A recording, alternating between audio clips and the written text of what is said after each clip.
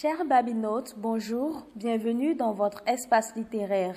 Incha, la fille du génie des eaux, est l'œuvre que nous allons découvrir ce jour. L'auteur Kanzie Ami est celle qui a écrit cette œuvre, dont elle nous parlera au cours de cette édition de Espace littéraire. Bonjour très cher auteur, bienvenue à Abidjan.net.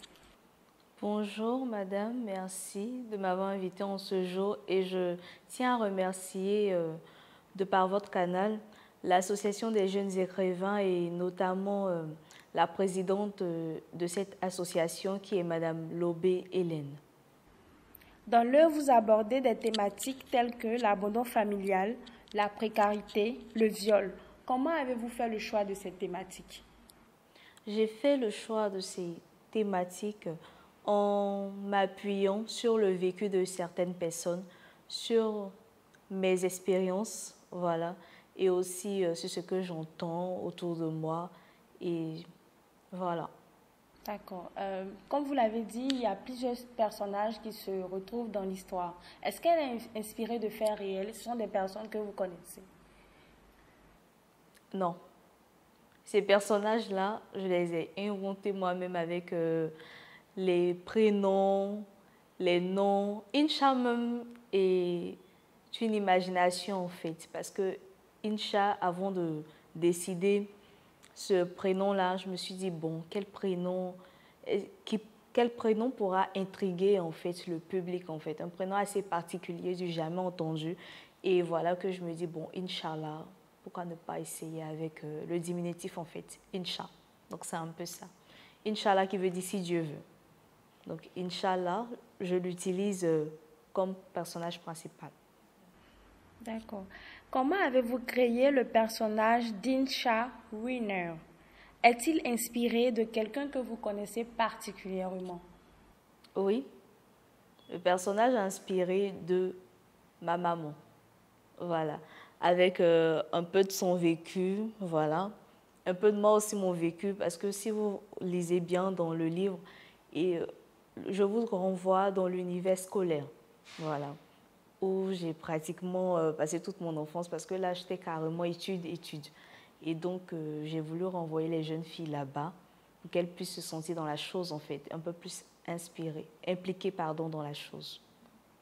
Comment est-ce que vous êtes arrivé dans l'écriture à allier le modernisme et, je pourrais dire, le village, par exemple?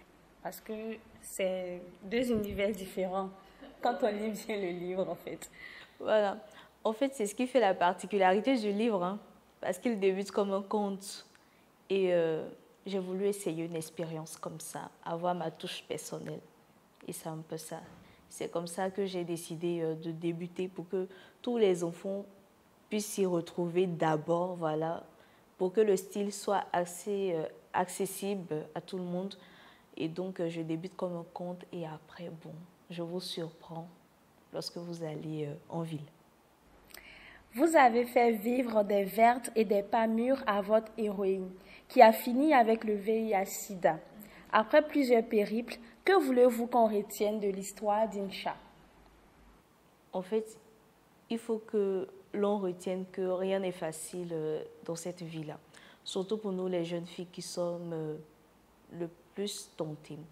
Tant à l'école, avec les professeurs, parce que j'en ai subi.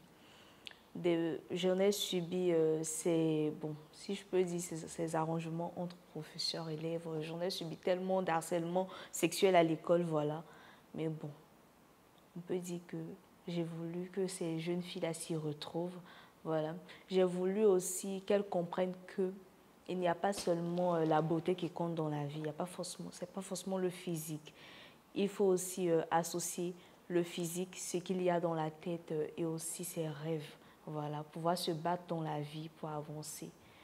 Et lorsque tout est perdu, il faut savoir que Dieu est là et il faut se référer toujours à Dieu. Donc c'est un peu ça. Et Incha, malheureusement, n'a pas su choisir, elle n'a pas su faire ses choix de vie juste parce qu'elle voulait faire comme les autres. Pourtant, elle n'était pas comme les autres. Elle était un peu spéciale. Et c'est cette spécialité-là que j'ai voulu montrer dans le livre, en fait. C'est un peu ça. Elle n'était pas qu'un peu spéciale, mais je dirais très spéciale. Bon, ils auront l'occasion de découvrir. Est-ce que vous avez d'autres livres? Oui, il y a le second qui est en cours, voilà, qui est actuellement au laboratoire et qui sortira très très bientôt. Alors le second s'intitule Sugar Mami. Voilà. Et là, je ne parle plus d'une jeune fille, mais là, je parle d'un jeune garçon du prénom d'Angelin. Et je vais vous laisser découvrir ce qu'Angelin a fait. Justement, votre amour pour la lecture vous a permis d'avoir un prix de la meilleure lectrice dans la direction régionale d'Abidjan 4. Comment est-ce que vous êtes sentie quand votre amour, votre passion s'est transformée en prix? En fait, là, c'était vraiment une grande joie, hein. Waouh! Ma maman même ne croyait pas parce qu'elle ne savait pas que j'aimais tant la lecture en fait. Parce que je me cachais pour lire, parce que je ne savais pas comment ma maman allait prendre.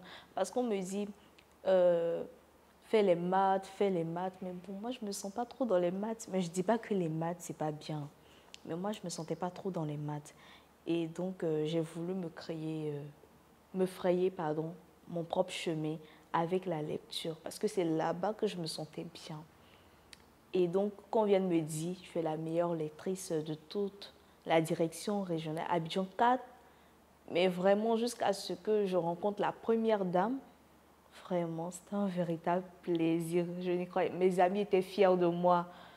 Euh, Ma maman était fière de moi, ma maîtresse, tout le monde, même le directeur. Tout le monde m'appelait la petite Bernard Dadier. C'était vraiment bien. Ça se sent dans vos yeux que vous êtes très émue. D'accord. Est-ce que vous voulez continuer votre carrière d'écrivain? Est-ce que vous voulez vivre de ça? Ou bien vous envisagez de faire un autre métier? Bon, j'envisage bien de faire un autre métier, mais ma passion restera toujours ma passion. En fait, je n'ai pas d'autre loisir à part écrire, en fait. Lorsque je m'assois, je ne fais que méditer.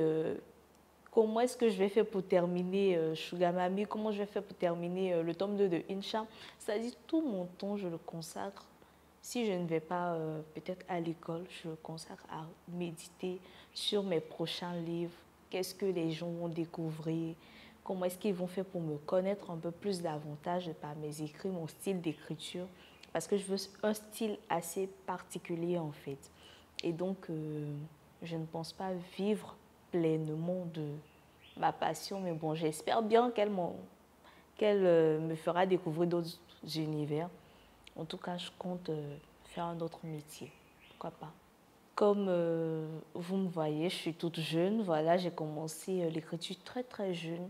J'ai commencé la lecture même super jeune. Et donc, j'aimerais vous inciter, voilà, à découvrir l'univers de Incha, la fille du génie des eaux, voilà, qui est un personnage très très spécial, voilà, et qui a sa petite touche de séduction, si je peux le dire ainsi.